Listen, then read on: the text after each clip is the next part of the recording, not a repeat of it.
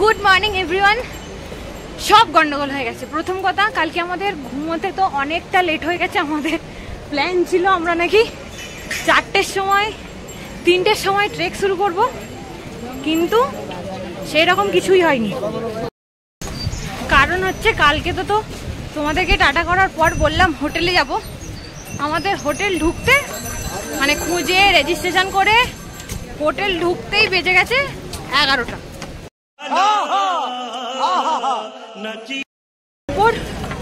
রাস্তাতে তো প্রচুর জ্যাম, সেই জন্য আরো হোটেলে ঢুকতে লেট হয়েছে আমাদের।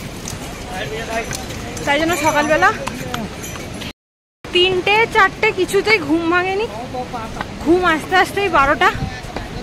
তাই জন্য আমাদের বেরোতে তো 6টা 7টার মতো বেজে গেছে। অলরেডি আমরা এখন হাঁটা শুরু করে দিয়েছি। আর এখানে এখন তো ওপেনিং টাইম, মারাত্মক ভিড়। তোমরা যদি কখনো কেউ আসো অবশ্যই হোটেল বুক করে আসবে।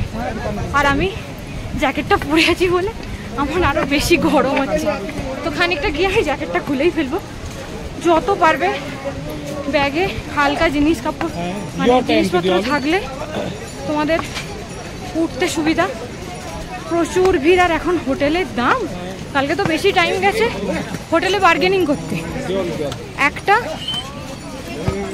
ছোট রুমের দাম 4500 5000 এরকম দাম। তাই জন্য আরো অত বাজেট তো দিয়ে একটা রাত কাটানো যায় না, তাই বার্গেনিং করতে করতে আরো সময়টা গেছে। তো এখন আপাতত উঠছি হেঁটে। খুব ভিড়। আর এখানে ওয়েদারটা কালকে খুব বৃষ্টি হচ্ছিল, আজকে এখনো অবধি ঠিক আছে। জানি না পরে কি কতদূর কি হয়। তো বাকি যেতে যেতে আবার কথা হবে।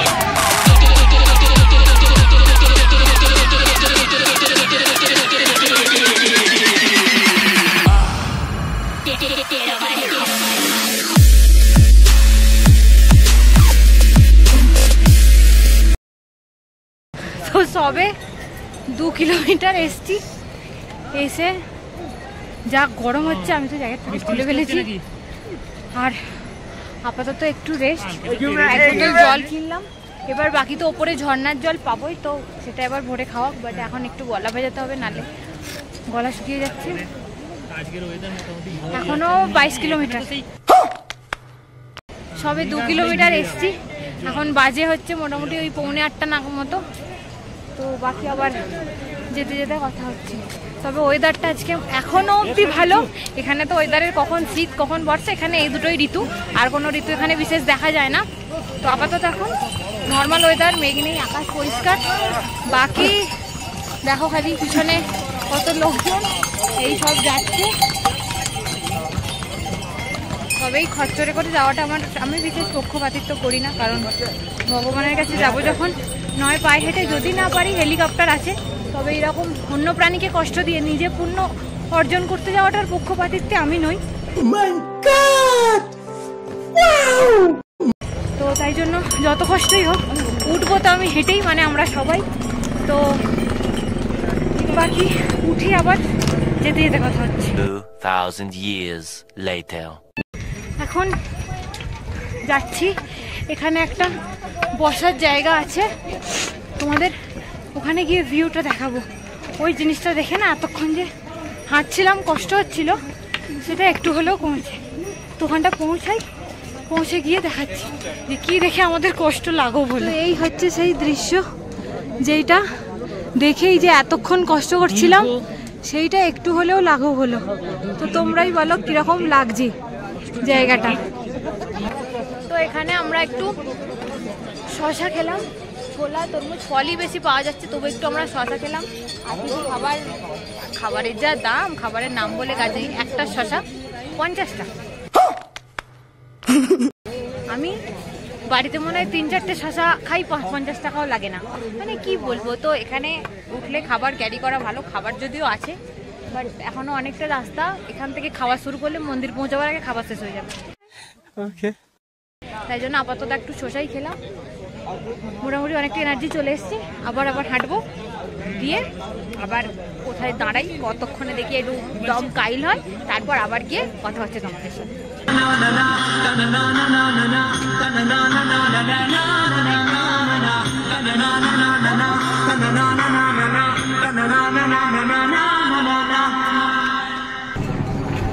हम भी एक दिन केदारनाथ आएंगे, हम बोले थे हम आएंगे। तो আপাতত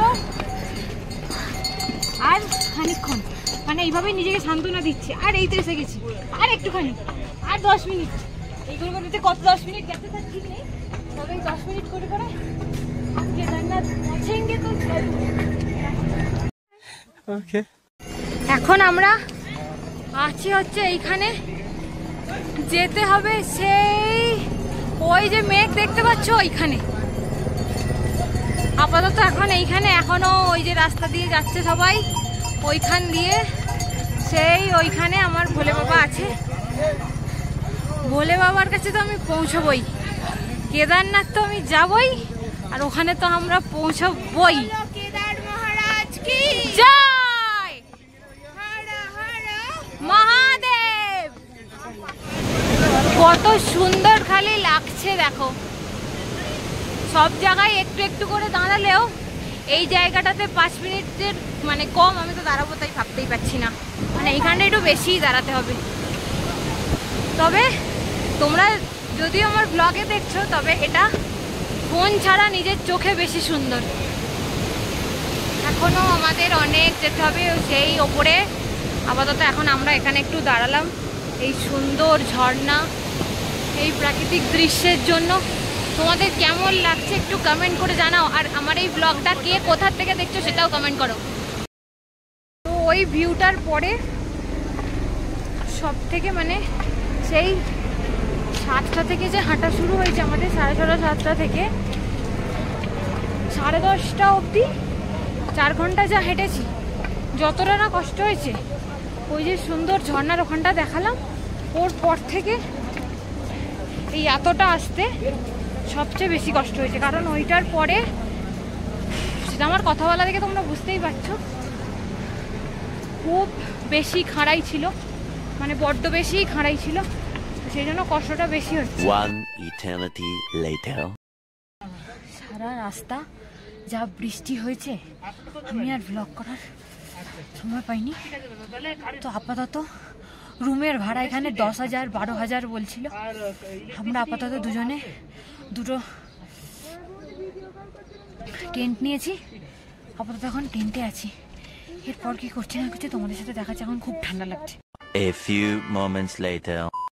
তো এখন আমরা যাচ্ছি সন্ধ্যা আরতি দেখতে। শীতে কেঁপে পুরো মরে যাচ্ছি, কিন্তু এই জিনিসটা তো মিস করা যায় না। এখনো বৃষ্টি হচ্ছে, আমি রীতিমতো এখনো হাঁপাচ্ছি। অনেক কষ্টে একটা টেন্ট তো পেয়েছিলাম, ওখানেই ফ্রেশ ট্রেশ হয়ে এখন আমি আর বোন যাচ্ছি সন্ধ্যা আরতিটা দেখবো বলে। তো তোমাদেরও দেখাই, তোমরাও একটু সন্ধ্যা আরতিটা দেখো যারা যারা আমার ব্লগ দেখছো। প্রচুর লোক এখানে সন্ধ্যা আরতি দেখার জন্য, অসংখ্য লোকের ভিড় জমেছে। আমি এখনো হাঁপাচ্ছি, এত ঠান্ডা, অলরেডি মাইনাস এখানে যাচ্ছে। তার উপর সকাল থেকে বৃষ্টি আর বরফ পড়ছে মানে